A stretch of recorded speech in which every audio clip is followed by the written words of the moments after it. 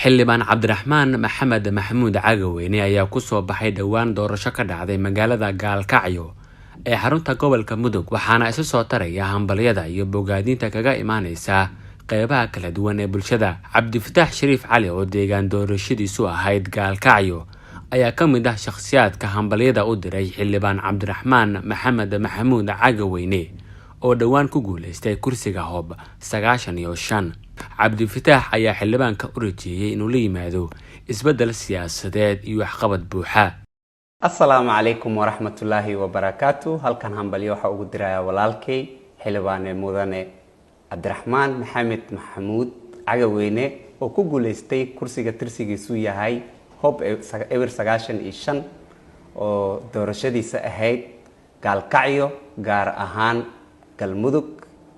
waxaan u rajeynayaa xildhibaanka inuu la imaado isbedel siyaasadeed, midnimo iyo inuu samato bixiyo dhammaan beelaha ku abtirsada kursiga hoob 95 iyo deegaanadooda.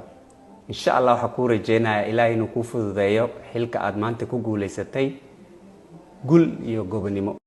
xildhibaan cabdiraxmaan maxamed maxamuud cagaweyne ayaa ku soo baxay doorashadii maalmo ka hor ka dhacday magaalada gaalkacyo iyadoo musharaxiin dhowr ahi ay isku soo taageen kursiga hoob 95 balse ugu dambeyntii waxaa ku soo baxay kursigaasi xildhibaan cabdiraxmaan maxamed maxamuud cagaweyne.